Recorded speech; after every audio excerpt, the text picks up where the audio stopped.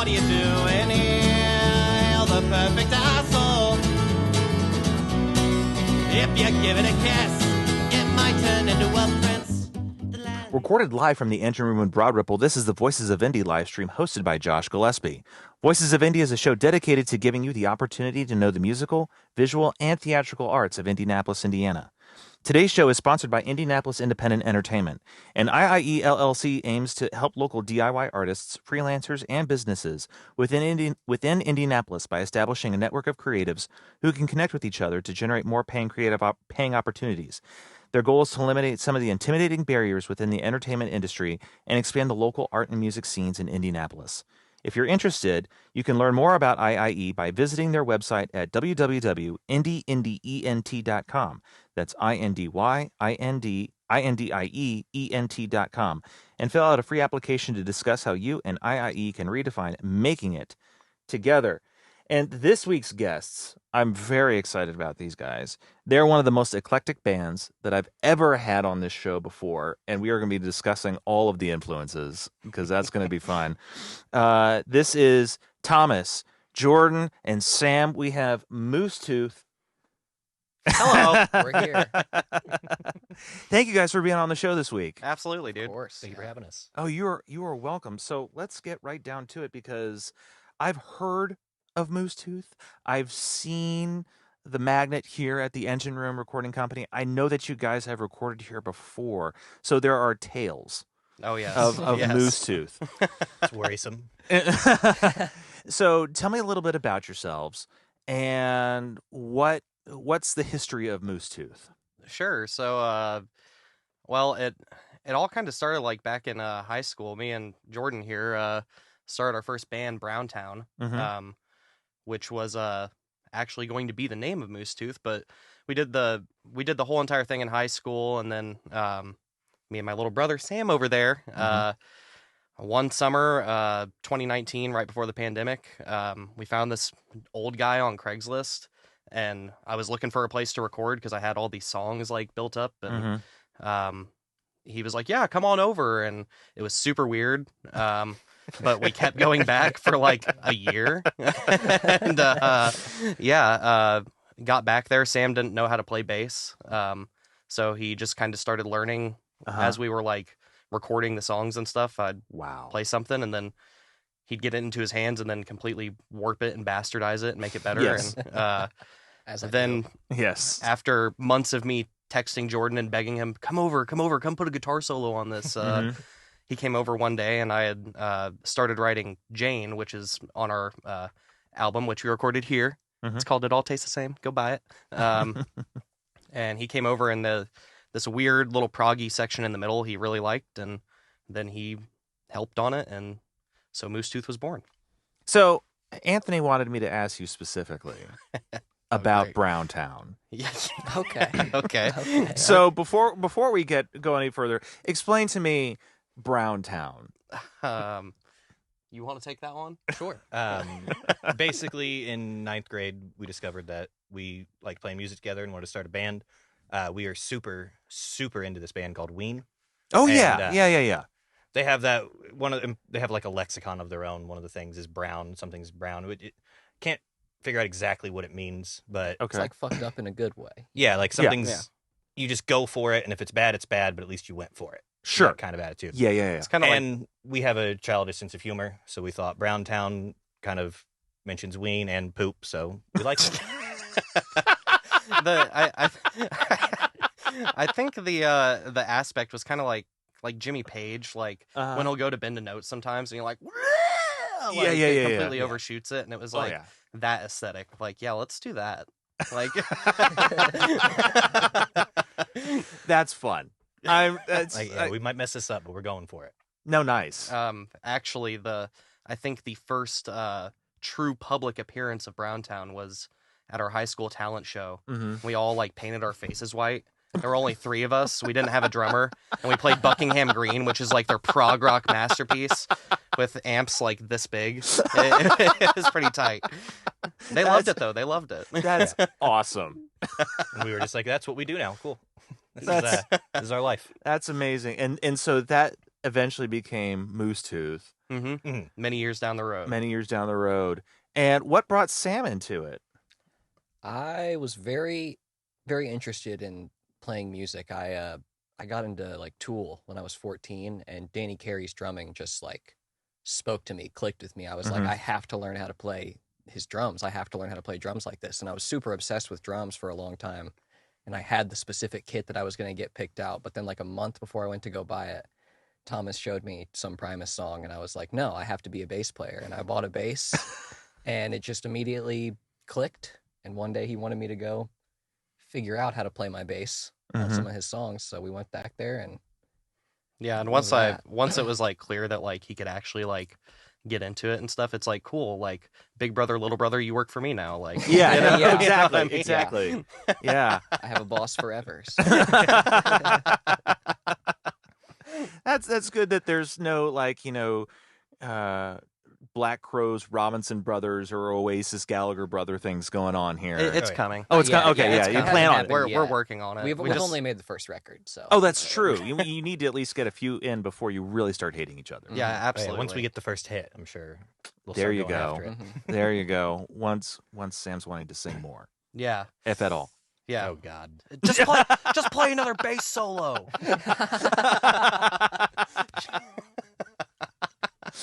No, I have to, and I said that you guys are probably the most eclectic band that I've had on, and I mean that as a compliment because Thank you. you guys Thanks. are tremendous in what you do. I can hear all the different musical influences when I hear you guys play. Well, maybe not all of them because I'm clearly missing something. But I mean, I picked up on Yes, I picked up on Primus. Because there's definitely kind of a prog sensibility to some of what you guys Sure. do. And also, I would say that the songs that we will hear later kind of had a bit of a Deer Tick vibe. And maybe that's just because it was just you three. Yeah. And so maybe it sounds a little bit different. And there's some guys who are missing tonight. Yeah, Yes. yeah. So who are we missing? We're missing Michael Klein. He's our saxophone player. Mhm. He's amazing. Yeah, we absolutely love him. He helped us record the album here. He just kind of, I met him at a pawn shop. He was like, Oh, really? He was the manager at this pawn shop, and it was like, I think my second job out of high school, Mhm. and he just taught me to be very, very discerning and how to liquidate a room or whatever. But Oh, wow. he moved out to Vegas, and then he moved back, and he just kind of like fell right into place, and then we have Aaron, who's our drummer. He's up in Noblesville, probably working on a water heater right now or something. Oh, that's too bad. Or having like a short glass of bourbon with his bunny slippers on. Who One knows? of the two. That sounds better. That sounds Hanging out with his cat. That definitely Murphy. sounds better. Yeah. Yeah. So you guys were high school friends. Yeah. When it first started, what brought you guys together? What made you become friends? Initially, just trying to show each other up. Honestly, Yeah. Like- Oh, really? Pretty much. we met yeah. through a sense of humor of making fun of each other. Nice. And we both really liked that. And then I was kind of a guitar player. I sort of just had a guitar, Mhm. and he was a little bit more active than I was, but I kind of thought I was hot shit. Mhm. And then go over to his house with a friend and a couple of girls, and he just gun smoked me. It was way better than me. And it was like I it don't was like- remember it that way at all. it was two feelings of I have to get better and I have to work with this guy because like Yeah. we started improvising on songs. I hadn't done that with anybody. Oh, before. really? And it was like there was no talking. It was just it happened. Mhm. And it was just like okay, there's something here. Yeah. And that's before I knew any pentatonic scales. The Sure. specific thing he's talking about, I remember I was like, I had the confidence of like, I'm gonna school you. Yeah. But I had no idea what I was doing, like in terms Yeah. of playing lead guitar. And I put on "Don't Stop Me Now" by Queen, and just like somehow managed to pick the right notes that convinced him I knew what I was doing Mhm. I was during blown the away. solo. And Wow. Brian May's not easy to, no, I mean it truly must have been terrible, but we were we were pretty young, So Sure. I mean, if I pulled a double stop, it probably was like, whoa. Like, Oh, yeah, this was 7th grade. That's awesome. That's awesome. So we were talking. I was beginning to get into just kind of the different sounds that you guys make, what have been your influences over time? I mean, we've kind of talked about prog rock, we've talked about a bunch of different things, but what would you say is kind of like the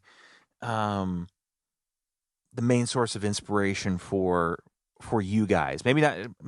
I guess kind of individually and MooseTooth in general.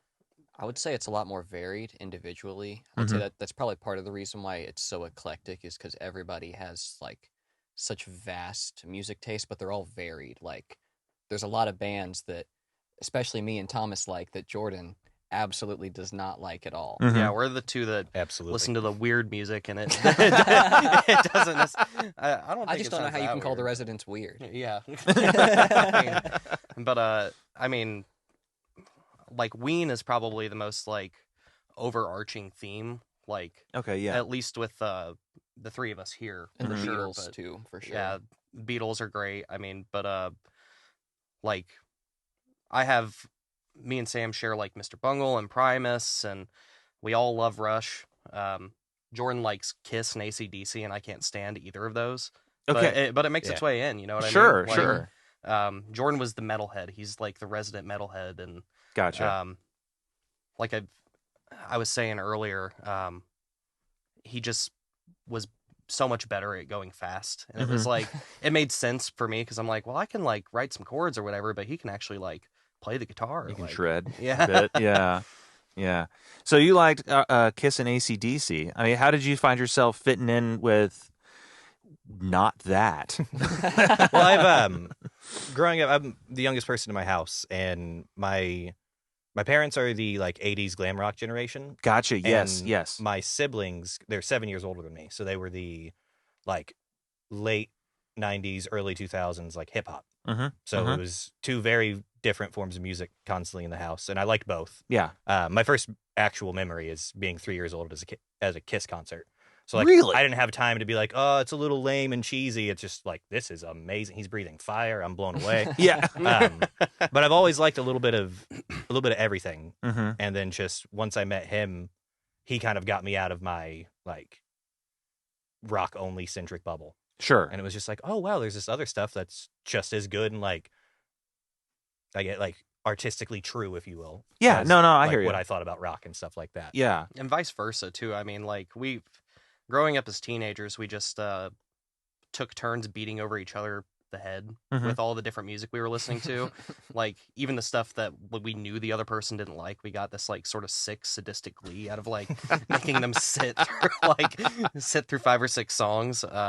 That's awesome. And now Sam's all grown up and does it to us all the time. So Yeah. Oh, yeah. What are you torturing them with these days? Oh man, these days a lot of At the Drive-In. Okay. Yeah, which honestly isn't that weird. But then sometimes I'll slip in some Sleepy Time Gorilla Museum, and not everybody's ready for that. Or I can imagine not. Horse Lords. Horse Lords, that's a great band. Horse Lords are awesome. Horse Lords are one of my favorite bands. Are the right Horse Lords now. for sports? The Horse Lords are for sports. They're a bit much to take in. I could say I've never heard of any of those Good bands. for you. great. Yeah. Great. No, that isn't great. I wouldn't Well, recommend looking them up It, myself. it depends. Yeah. No, Sorry, guys. I mean, I don't know. I could be a little bit open to different things. What are they like? Tell me a little bit about them. Start with Horse Lords. Horse Lords. Well, first of all, they play custom-made microtonal guitars, so they're not like they're not even like a microtonal guitar that you could go buy. They're like specially built for them. They've got these sections where it's fretless, and then it goes back to being fretted. If we wanted to cover them, it would be You would literally have impossible. to do that on their instruments. Their music is so wild. Every song is based on like a 3/4 polyrhythm or something like that. That's kinda with cool. 2 different percussionists and a saxophone and guitar. It's very interesting. Oh, yeah, I'm gonna I check make this fun. They are very talented musicians. Yeah. Like, even if it's not my thing, they're crazy. Now this sounds just out of this world, kind of like. It definitely sort of sounds like it came from another planet. I mean, wow, their own microtonal guitars. That's Yeah, they're weird looking, they're weird sounding, but I'm here for it. They're just a bunch of nerds. They're and just we're a bunch kinda of into weirdo it. Yeah, nerds. So I it's love like I mean, Rush gets the beaten over the head with nerd rock. Yeah. Just because Nerds of their. said that. Well, yeah, sure. I mean, I'll accept it as nerd rock, but this sounds like epic levels of nerd rock. Oh, yeah, absolutely. I would for sure call myself an epic nerd. Okay. A nerd of epic proportions, not a nerd who is epic. Sure. No. I love the clarification there. Thank you. Yes. Yeah. No. I don't want anybody to get the wrong idea. No, please, no. Absolutely not. No, you are a nerd of epic proportions. Absolutely. Yes. I'm happy to report that.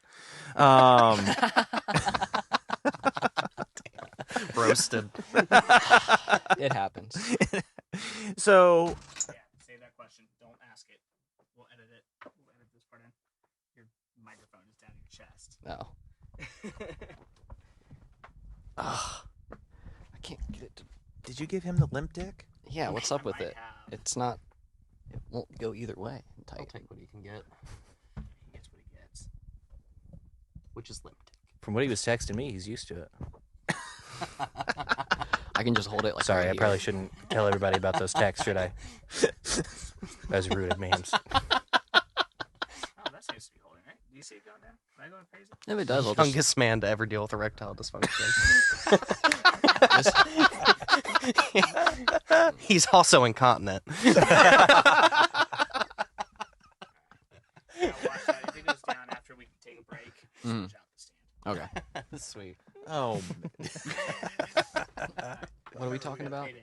we got nice. We gotta fade in. Okay, yeah. All right. I don't know what time that appears. Are you guys talking about my incontinence? Yes, and apparently the limp dick. It is Well, at what least it you is. didn't get to the rest of it. Yeah. Yeah, there's a lot to unpack there. There's. I mean, how long do we have? Okay, and we're gonna bring it back in 3, 2, 1. We're in.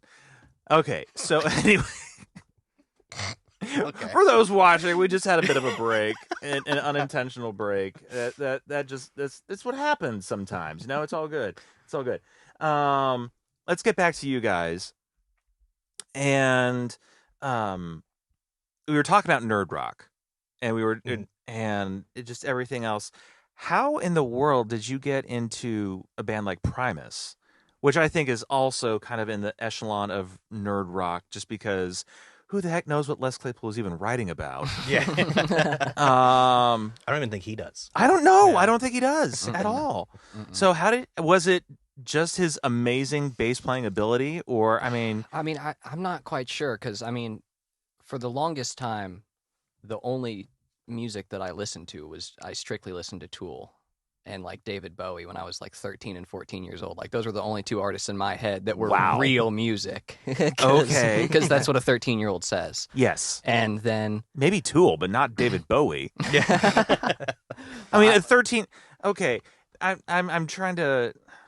I'm in my 40s here. Mhm. So when I was 13, I wasn't listening to Bowie, although it would have been far more acceptable in 1990 to be listening to David Bowie than, say, 5 years ago. Because what, you're 18? 19. 19. Yeah. The second youngest person I've ever had on this show. So 6 years ago. We're looking at 2017. It was. I got into him, and 3 days later, I woke up and he was dead. Which was a big part of why I was like, I have a spiritual journey that I need to make in my life, where I honor David Bowie and tell everybody how great he is. No, I get that. No, I feel honestly get obligated. that because that happened to me in a particular artist. Like Mhm. I really wasn't like, it's like I really don't care all that much. But I remember I had seen him live, and then he died. And I was Mhm. like, oh, now his catalog is everything. yeah. totally. Now this is serious. Yes. This Yeah. isn't a game anymore. No, exactly. Yeah, and I don't know because I remember Thomas had shown me Primus a couple times during that period, and I was like, yeah, it's cool, but it just didn't grab me. Mm-hmm. I can't remember what song it was he showed me that completely just changed my view, but I just was able to accept something in my brain clicked, and Mhm. ever since then my music taste has exploded. Like I usually go out of my way to try and listen to music that I don't think I will like, Mhm. just to find things in it that I can appreciate. That's cool. Because I feel like that opens your mind up, because then you're just more open to all types of music, and you don't find yourself hearing something going, oh, this sucks or whatever. You find something you can grab onto, and it inspires you in some way. I think that aesthetic kind of runs throughout the band too. We've all, you're a blossoming young man, but some I'm of the a little spring flower. yeah, some of the older guys in the group, we've softened a little bit in our vindications, or in our just like no, I hate that. Like I still don't like Kiss, dude, but like That's why I hate Mr. Bungle. So yeah, it's You guys are. I can tell you guys have been around each other for a long time. Just Too long. That you can kind of just have this rapport with each other. That's awesome. Let's talk about what you guys have been doing recently as a band. Where have you been playing, like especially like in the last year? I've heard that you've played kind of some big places. yeah. So tell me a little bit about what 2022 held for you and what 2023 is looking like for you guys. So 2022 was really kind of when I would say that we really kind of started getting out there and playing shows. 2021 we played one show, I think it was in November, and between that show and the next time we played, which was a while, it was probably about 5 or 6 months, we got a new drummer. So we went out, we played one show, it went super great, and then we were without a drummer, so we had to get a new guy and build the whole thing up from scratch again. But I mean, I think we played maybe like at least like 10 shows last year, something like that. At least maybe a little bit more. Yeah, we've maybe been 10, 15. Nice. Started kind of playing at the Melody Inn. They've been very gracious and getting us in there. Dave and Rob are great guys. We're actually going to be there on the 23rd of this month as well. Excellent. Please promote and plug. Absolutely, yeah. We're going to be playing with the Dover Brothers and Bizarre Noir. Bizarre Noir is a local band. Okay. The great Mark Ortwine plays with them. Yes, okay. And so we're super looking forward to that. But Some of us are. It's a nice little eclectic group of troglodytes or whatever. But we other than playing the Melody Inn, we just played the Mousetrap on St. Patty's Day with Stardust Social Club. It was absolutely just an amazing Love experience. that place. Love those guys. Very cool. I've wanted to play there for years and years and years, and just never really had that foot in the door. And they kind of extended that to us. So thank you again. Very nice. But so we played at the Mousetrap, hoping to do more of that. We did play Slamology last year, which is a giant like car audio show. I am aware of Slamology. Actually, one of my previous guests performed at Slamology. Really? Rhymeside? Rhymeside. So I think we played on the same show. Oh, wow. Yeah. Okay. Yeah, he went on just an hour after us or something. But back then, this is kind of funny. Like, we're going out to play at the Lucas Oil Raceway. We're super excited. Yeah. And we get there, and the stage is huge, and we used to carry around. The piano has since been broken. We're accepting donations to fix it. That's very generous of you. Yeah, absolutely. But it's this giant Yamaha Clavinova that I bought out of Roos Chris. Oh, really? Because they used to have the piano player come and play there or whatever, Okay, and then yeah. I guess people got sick of hearing fucking Perry Como or whatever. And I bought it for like $500, and That's a deal. so yeah, the thing is, it's like 120 pounds and extremely cumbersome. But we drug it out to this festival, and we knew nothing about like what we were going to, and the crowd and everything, and it was a ton of fun. But just like lugging this like giant piano around, there's a picture of me and Jordan, and we both just look like we hate our lives carrying this ginormous piano onto the stage for a 30-minute set, you know. But Slamology was great. We're hoping that maybe we can go back there and play again this year, because that'd be cool. It was just a ton of fun to walk around, see all the cars, and eat gross circus food or whatever. No, exactly. So many funnel cakes. Yeah. Oh, I believe it. No, I believe it. But And then here coming up in May, we're playing down at Stable Studios, which is in Spencer, Indiana, owned by Chris Kinnick, amazing saxophone player, really great member of the musical community that's given a lot of people a little bit of traction. One dude we used to know, Dakota Mucky. Yeah, he really kind of got a lot of traction started there, and so I've been going there for the open jams since probably 2016 with various buddies and stuff. But we went up there this year, went to I think the February jam, and we had a 4-song set, and I bet you used every minute that you could. Absolutely. Yeah, absolutely. It was we showed up with heavy song, fast song, slow song, weird song. Yep. Nice. I think we showed up with like an hour set. And he's like, "Yeah, you got 4 songs." And it was like, because there's so many people there, and we were like, "All right, here we go." So but we went up there, played that show, and we were walking off stage, and he invited us to come play the Super Jam, which is basically like the amalgamation of all those open mics. He just selects different artists and stuff that he wants to come out and do this big outdoor festival. So that's May 27th, and we're going to be playing that. That's awesome. Waiting on some details on that, but pretty excited about that one. That sounds like something, man.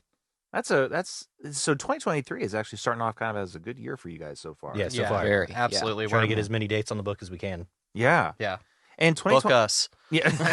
Please. Or and else. 2022 is when you guys came out with your first album, correct? Yep. Okay. And we released that in August. All right. And you recorded that here at the Engine Room. We did. Yep. So tell me about your experience here. I mean, It was awful. I hated every second of it. I'm just kidding. I love you, Anthony.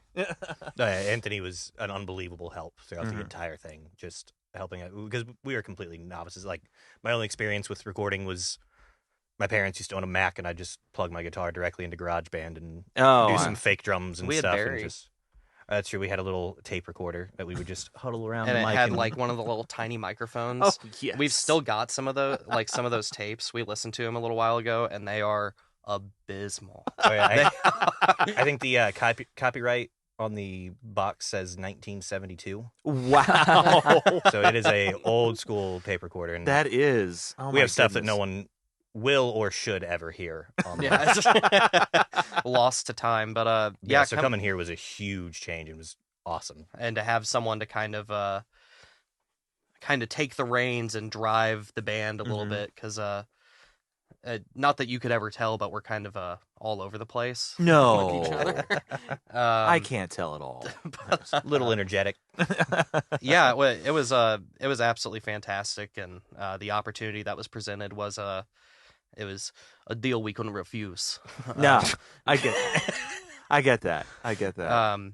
But yeah, we took probably longer than Anthony wanted us to get it done, and some of the tunes were kind of refined here in the studio. For sure. The saxophone that's present on our album from Michael. Michael actually showed up.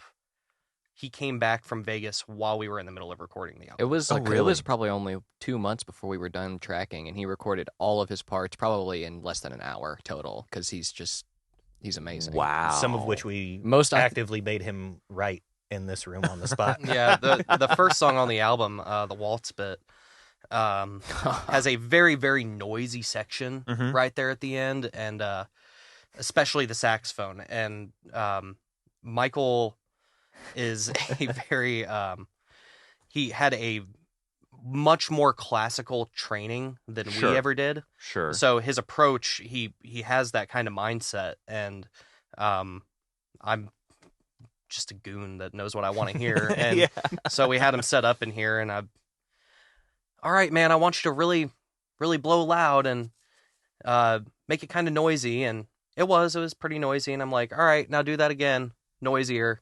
He's like, what? And he's just like, what do you? And so after about 4 or 5 takes, I will never forget this. He looked at me and he said, "You are asking me to forget everything I know about music." And we just went, okay. I said, yeah. Go again.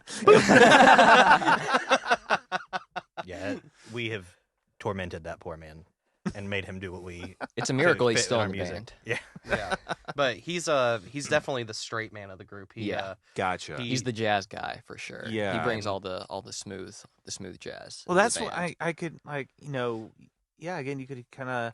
So the first track that I heard, because I have Spotify on my phone, but I don't have premium or whatever. Mhm. I don't pay for it. So Good on you. Everything comes in shuffle mode. Yeah. Sure. Yeah. So the first song that I heard was like the Brian Oh, The Brian nice. Suite? the Brian Suite, and I was like, and I asked Anthony, I was like, are they an instrumental band? Nope, just that one. No, just Yeah. and he's like, oh, you listen to the Brian Suite? I was like, yeah. yeah.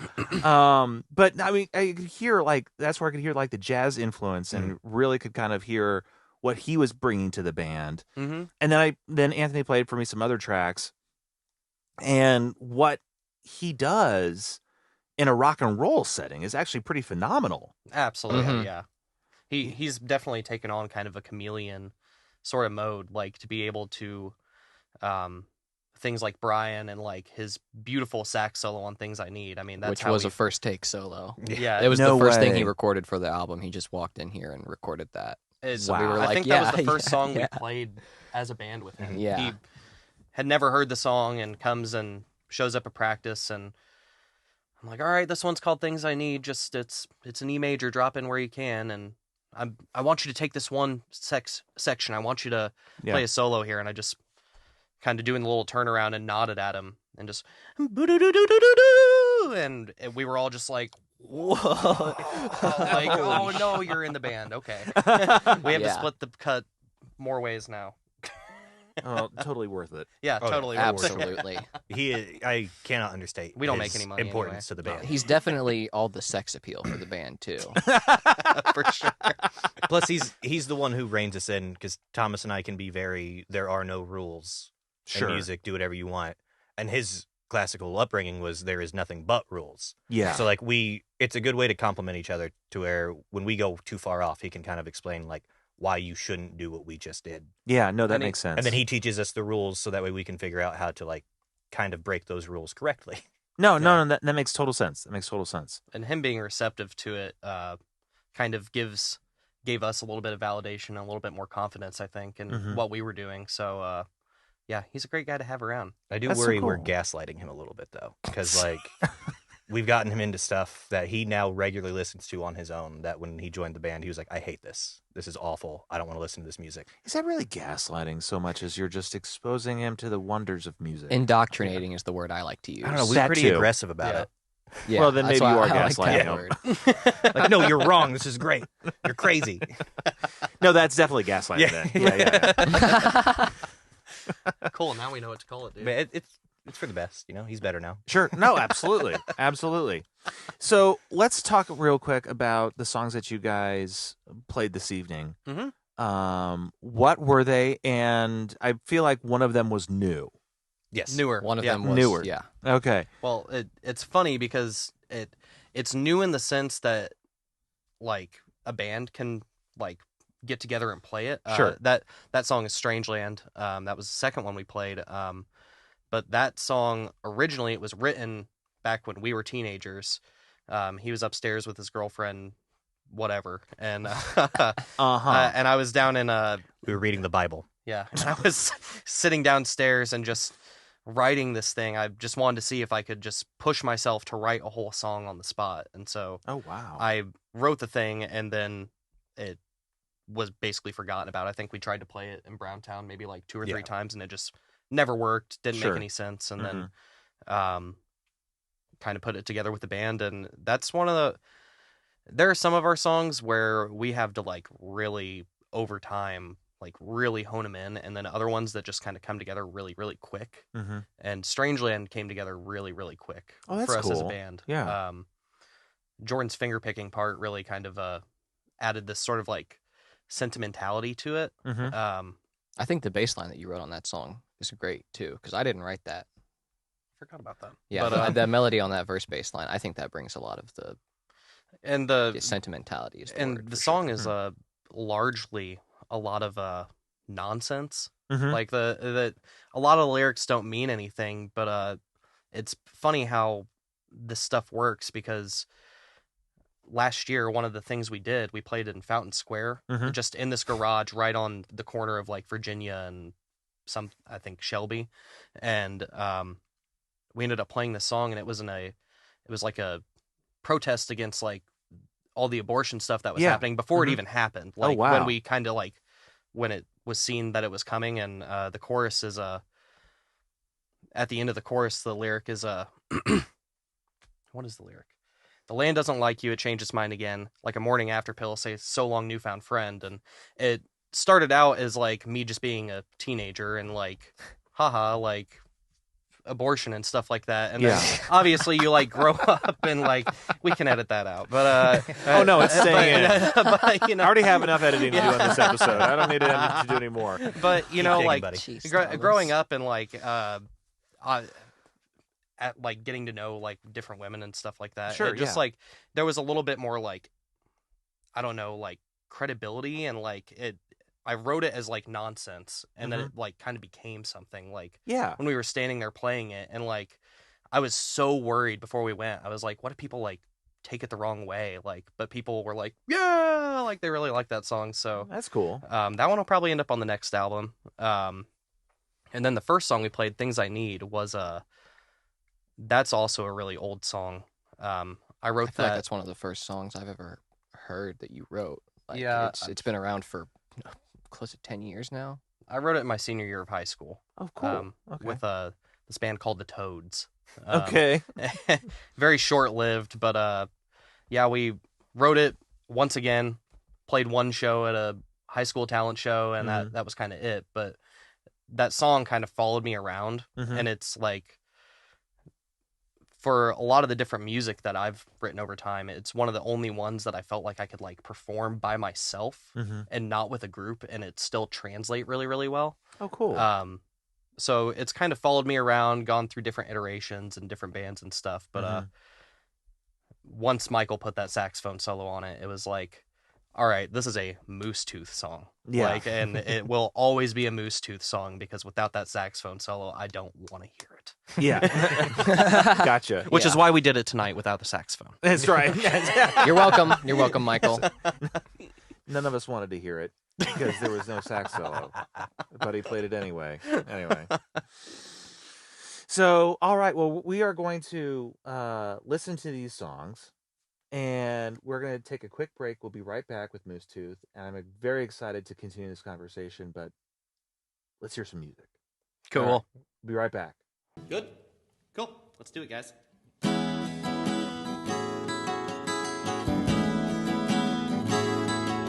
Say!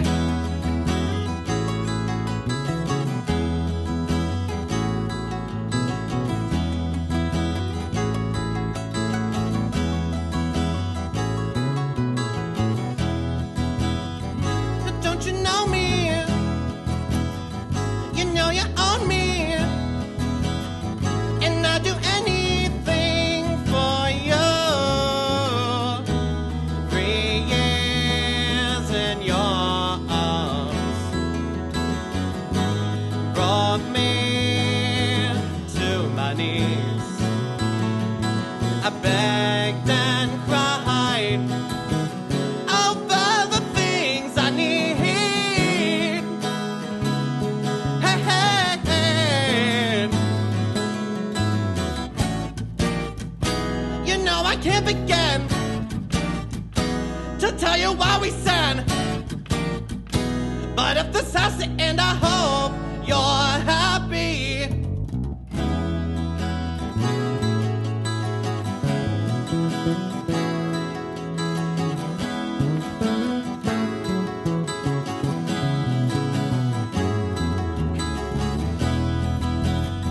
Remember what time that I stole your line, and you asked if I still saw you. 3 years in your arms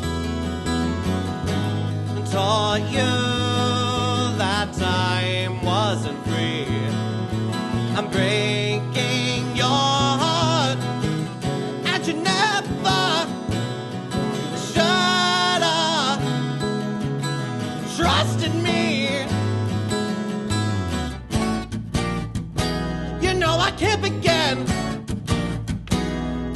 what we stand. But if this has to end, I hope you're happy.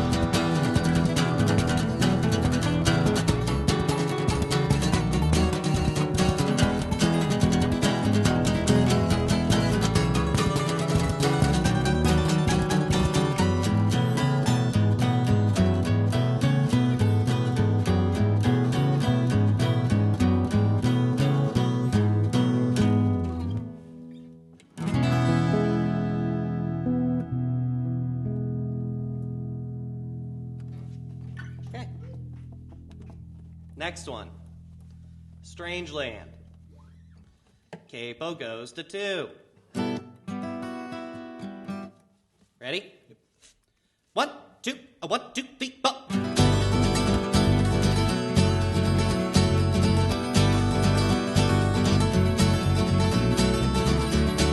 Drive on through the strange land.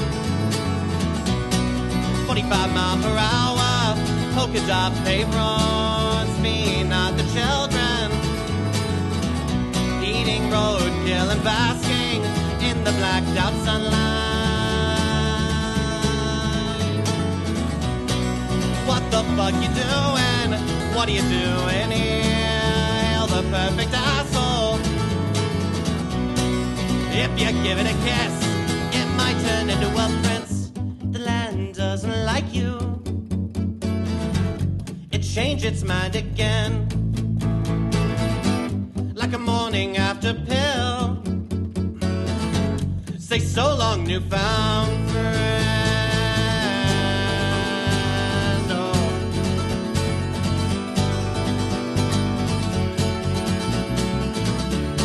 The broken waves of laughter from demented flaming hands. The blue sky's bleeding purple,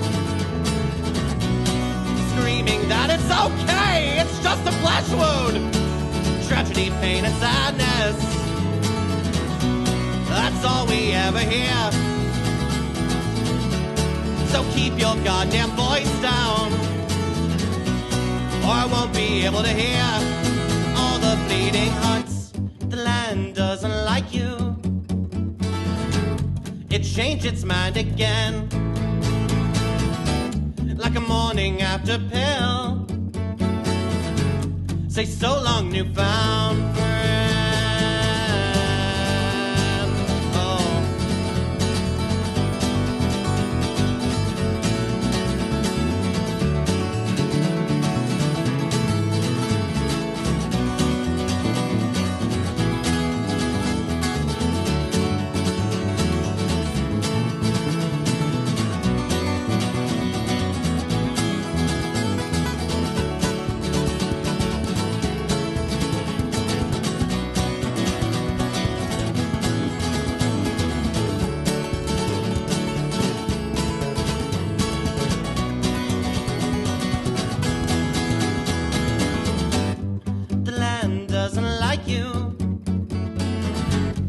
Change its mind again, like a morning after pill. Say so long, newfound friend. Oh.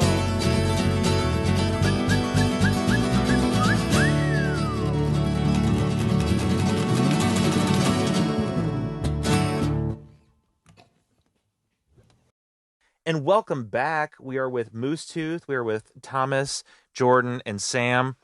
And they just played a couple of great songs for us. But now I want to talk to you guys about 2023. We talked about what you've done so far this year. Maybe you have something a little bit on the horizon. Maybe doing Slamology again. You got the gig in May. But what do you have plans? Like, what are the plans for 2023? You have an album out. Are you working on something else?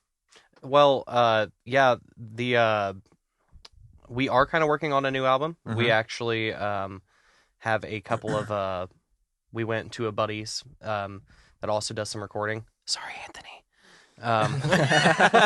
But He's gonna be so he's gonna be pissed. so mad, dude. I don't care. I don't think you can air I don't this even anymore. care. I think we just need to go. But yeah, we went and did some tracking, a little bit different than we did it here. Here we did it kind of the traditional way where you do like one instrument at a time. Sure, you know? yeah, And so we went in there just a couple months ago and did like a live take where they basically we all played live at the same time, kind of in separate rooms and stuff, and kind of got a good feel for how some of these songs sound live. Like, it was nice to be able to listen back and have it be like balanced instead of like the phone footage from like our shows and stuff. Yeah. Exactly. Yeah. So we're definitely talking about the next album. We kind of just very recently kind of laid out the songs that we're going to be kind of trying to pick from. Really? For that. Okay, that's exciting. Next album is definitely heavier for sure. I would definitely say heavier, more experimental, more almost more eclectic. Like, how can that be even more than what you guys already did? Yeah, just take the first album and double it. That's kind of how I feel about this It's new a bit one. of the goal is just to even with all of our different styles of music, we like the central theme is we just like kind of, pardon my French, crazy shit. No, yes. Whether that be, something Dream Theater related, some avant-garde jazz band from Japan, just we like that certain level of intensity. So a lot of the songs, we have some heavier songs that reach that level of intensity, and then we were a little gun shy with some of the weirdness on the first album. Like, we had a couple songs where we were willing to go off with it, but we didn't want to do too much. So this next album, some stuff where we feel a little bit more comfortable. Okay. We've gotten some good feedback, so we were like, cool, we can really branch this out there, try to do some new stuff. A lot of the first album was, like I kind of mentioned earlier, was kind of born out of just like, there were all these old songs just laying around that had never gotten like a proper treatment. And so as the band kind of like came together, we definitely collaborated on the first album. Sure. It's a collaborative effort for sure, but a lot of the skeletons were kind of already there. Yes. I know exactly what you're talking about. So it's a little bit different than what we're doing now that the band has kind of been a whole entity for a while. And now, instead of starting with a whole skeleton and just kind of building around it, we might start with just a riff or something. And that's cool. And then this next album is a much more fully collaborative effort, I would say, especially in terms of the writing. It definitely feels more appropriate to call this like a MooseTooth album, because I mean the alternate title for the first album was Thomas's Promises. Yeah, it was because so many of those songs were just they're songs that Thomas has, like you said, written throughout the years, and we sort of basically just came in to fill in and make those songs sort of what they were. Yeah. So new album is definitely coming, but we're not rushing it. We are definitely still ironing out some things. There are some songs that we definitely want on the album that we're not even playing live yet. But very cool. For those who have been coming out to our shows or want to come to a show, we have been playing a lot of songs that are not on the album. In between, like, just covers and stuff like that. I think we've been playing Strangeland, which we played tonight a lot. We have a song called Chemicals Reactin', which is kind of taken... I would say it's probably one of our favorite songs to, like, close with. Oh, cool. And stuff like that. It's my neat. favorite by far. It's neat when you're able to figure out what your openers and closers are. Yeah. And that song specifically, it's like, it was such an organic process of like figuring out how to structure it. And now it really just, it's like a rocket ship taking off at the end of a show, and it's a lot of fun. But new album is definitely coming. We're probably going to put out a single or two here soon. Mhm. We did get some dry tracks from the Mousetrap show we did. Oh, really? Very Cool. dry tracks. Yeah, we definitely need to plug them in and mix them around. But we were talking about even possibly releasing something from that. But that's all kind of speculation at this point. Sure, but that would be a lot of fun. I mean, just to have like a live track out there. Oh yeah, absolutely. like a little EP. Yeah. A couple of like 4 or 5 songs, something like that. Yeah. A side, B side, 2 live tracks or something. Yeah. Mhm. Very cool. Yeah, the live show is I would say pretty like when we're playing songs from our first album, It Tastes the Same. I would say it's pretty different when you hear some of those songs live. Mhm. Like one of the songs on our album, Spite. There's a bass solo on it. It's kind of like Sam's like big moment to shine. And when we recorded the album, it was a bass solo that I had written, and it's like this real. I don't want to crap talk my own songs, but it's kind of like kind of clunky. hokey. It's Yeah. like bump bump bump bump bump bump bump. It's like a campfire bass solo, like you're sitting around. Sure. Yeah. Yeah, yeah. But the bass solo that I wrote on it is not. Yeah, It's very no. much in your face, like just me trying to rip off Les Claypool in my bedroom. I you was know? going to say, in case you didn't know, Um, he liked Primus. yeah. Listening to that. Yeah. Very very active, and the energy is. I just wasn't that familiar with my instrument at that point too. Sure. Like I could have probably put my own bass solo on there, but I almost prefer having yours on there because at that point I feel like I would have come up with something that would have just sounded dumb. But when you perform it live, are you performing yours? Yeah, absolutely. Now? Yeah, Okay. Yeah, and we it's threw- a little we threw bit mine different every away. time Okay. too. Yeah, there's definitely like a nice air of improvisation to our group. Like the songs are going to sound the same every time, but there's a lot of frills Yeah. and things that can sort of take a song not into a different section, but it can make the same bridge or whatever sound a little bit heavier or trippier or something. Yeah. depending No, on exactly. on just the way that we're feeling when we perform at that time. Mhm. So, what else are you working on for 2023? I mean, I know more gigs. for sure. Absolutely. Okay. Yeah. More gigs is something that we're definitely trying to do. There are some places we really, really want to play here in Indy, but I think we really want to get out on the road and maybe play, just get our feet wet, going out and playing in like a different city and stuff like that, Sure. Yeah. and just start kind of spreading the moose around a little bit, and Knock a few teeth loose. yeah, it just makes some new friends and new places, high and low, Yeah. and Yes.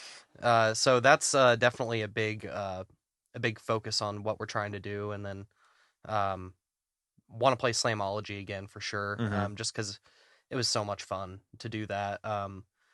Other than that, I think we're really trying to focus kind of like what we were talking about, like let's figure out what our next move is. Like we Sure. definitely want to release some stuff this year, whether it be a live EP or whether it just be a couple of singles, like Mhm. leading into the second album. If we got real lucky and made a lot of money, the second album might come out this year, but Well, it'll happen when maybe with all those donations coming in to fix the piano. yeah, absolutely, yeah. Yeah. What are we at so far? Do we have a live counter up for that? Oh, sorry, I didn't start that one. That's on me. It's okay. I'm sorry. It's Send all- donations to the MooseTooth at Gmail Yep. on PayPal. That's us. or straight into my Cash App. Yeah. The information will be in the description of this podcast, I'm sure. Oh, absolutely. I'm sure. So I want to get back to you, Sam, about how you've been able to improve on basically knowing nothing about the bass, Mm-hmm. going into recording bass lines for an album, to now. I mean, what I saw you doing earlier was kind of mind blowing for someone who has only been playing for 4 years. At this point, I started just before my sophomore year of high school. So yeah, about 4 years at this point. Wow. I mean, the first time I ever played a bass, I just borrowed my friends from high school. I was just really bored and I had nothing to do after school that day. So I was like, hey, can I just borrow it? He's like, yeah, just don't break it or anything. And I kept it for a week. And I think I just tried to learn a bunch of Pink Floyd songs and a bunch of Primus songs, I made some progress. Like I got used to like fretting and all that, but I don't I didn't really take it too seriously. Like I really wanted to get better, but I didn't really know the way to go about that other than just looking up tabs. Mm-hmm. And after a couple months, I did get into lessons. And my first teacher was a guitar teacher. And after about 3 lessons, he was like, I really love having you as a student, but there's nothing for me to teach you. Like you already have all the technique and everything, and like you know what you're doing. And I'm like, I don't. But thank you. Like, I appreciate you saying that. So he's like, I'm going to send you to a bass teacher. And I met up with this dude, Scott, and man, it took a long time for a lot of those concepts to get into my head, and they were pretty simple, but like having somebody else there with you to like conceptualize, basic theory and just things about playing really just like opened up my playing so much. And having Thomas there to have like a structure for most of these songs already, were mostly written, or they have sections that are pretty developed, and he's got bass lines that are pretty developed for them. So to be able to have his bass lines and, all these teachers and just this whole knowledge of all this music that I enjoy to just look at all the time. And I mean, I would spend hours on my bass, just like 5 hours a day, just in my bedroom, just playing and playing and playing and playing and playing until my hands hurt, and then I would put it down for 10 minutes and play again because it was just fun. It just makes sense to me. I don't know. I mean, lately, I've been trying to push my playing a lot farther too. I've been listening to like a lot of Jocko finally, and just using some of those techniques to open up your, how you move around the fretboard and how you think about harmonies and melodies and like moving around and creating lines and all that. It's so wild how just like the smallest little thing can shift your whole perspective on how you play your instrument. Sure. I mean, it's easy to say Les Claypool to this question, but who are your favorite bass players? Definitely Les Claypool, Trevor Dunn of Mr. Bungle, and he's worked with John Zorn and Mike Patton on a million things. I like Justin Chancellor. I've been really getting into Jocko a lot lately. Oh man, it's such a tough question. It's endless. I mean, Tim LaFerre. I mean, I could just go here. I could just go. You really liked Victor Wooten when we saw him. Victor Wooten was great. Amazing. Yeah, we can't forget Getty. I like Tony. You cannot forget Tony Getty. Levin, Geddy Lee, Dan Rathbun from Sleepy Time Gorilla Museum. I think he's one of the most underrated bass players around. What's that dude from a Hothead show?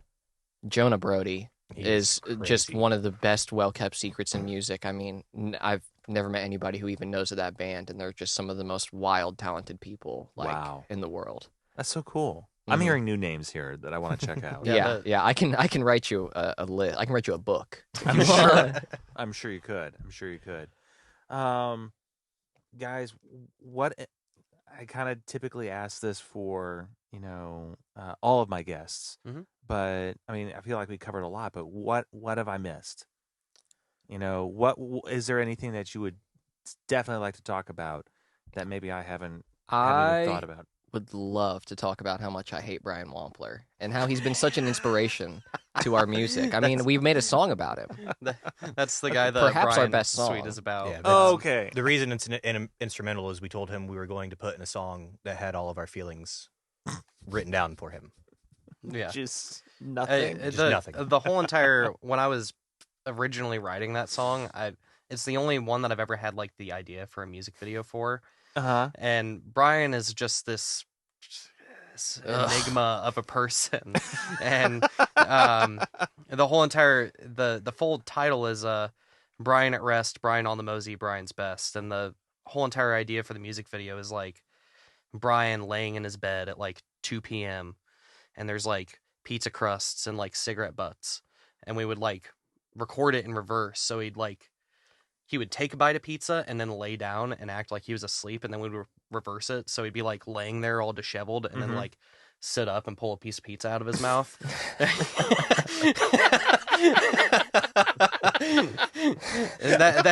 and that's kind of the at the rest part, like him sitting in his bed like smoking cigarettes, watching anime, and then the Mosey part is like, oh no, I'm out of smokes, and he's like just kind of like walking up to the gas station or whatever. And then the Brian's Best at the end, I always wanted like a disco light up floor. And he's just kind of like standing there with a top hat and just very slowly like takes it off, only to reveal one more cigarette that he like pulls off his head and like lights up and then just walks off.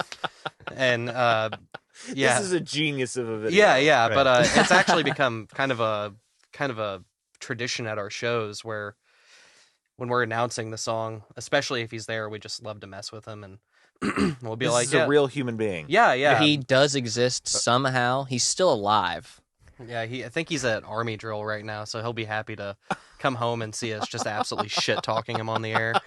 But we'll go up there and we're like, yeah, there's a dude in the audience tonight. His name's Brian. Can't stand him at all. So on He's the the count of worst. 3, we want everyone to say "fuck Brian," and everyone gets super into it. Really into it. Yeah. Wow.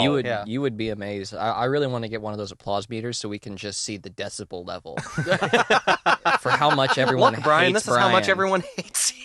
What we got to be careful with though. One night, he started having some people like 2 hours after we played, people he had never met, just coming the up to him alcohol had going, been flowing. "Fuck you, Brian," and it's just like, "Oh, easy." Like we're joking, we're playing around. Wow. That Yeah. got intense. Yeah, we walk a thin line. Well, I mean, when you meet him, I don't blame them. There was probably at that point they had known him for 2 hours. They had developed feelings for him. Yeah, he had developed feelings. Not positive feelings. He said he Feelings of hadn't done hatred. anything, but I don't believe. I don't him. believe that for a second. He exists.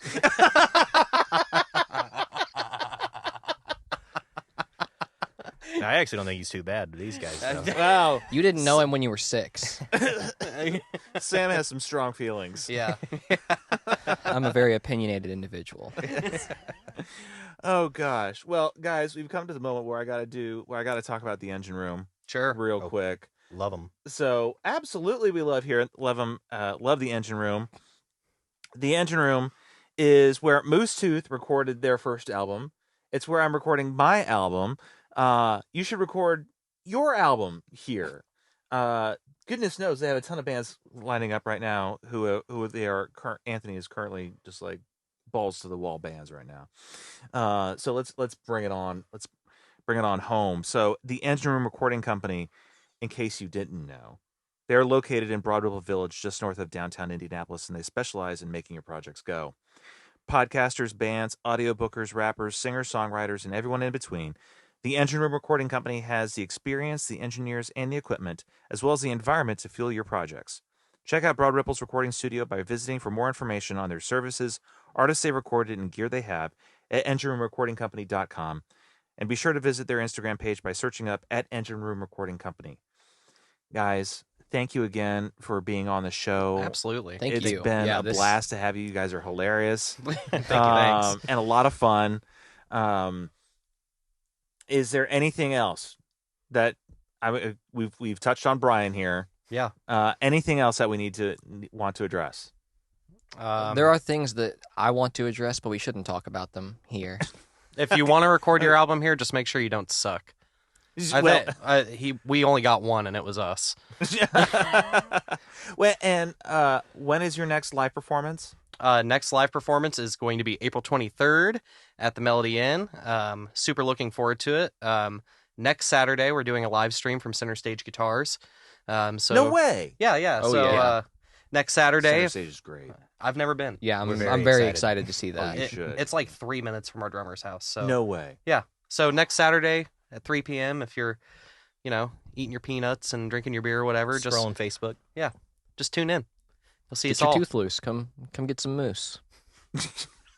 Love it. Come get some moose. Come get some moose. Get And your with tooth that, loose. with that, I can only close with that. Come get some moose. This has been another awesome edition of Voices of Indy. Thanks to the guys from MooseTooth, Thomas, Jordan, and Sam. You guys are fantastic. Check out their material on Spotify and be on the lookout for more stuff from MooseTooth. And just thanks again, guys, for being on the show. Really do Thank you for appreciate having it. us. Absolutely. Yeah, Thanks for it having was a us. blast. You're welcome. And we'll be back next week when my guest will be Arcelia Kent. So be on the lookout for that. It's going to be a lot of fun. See you guys.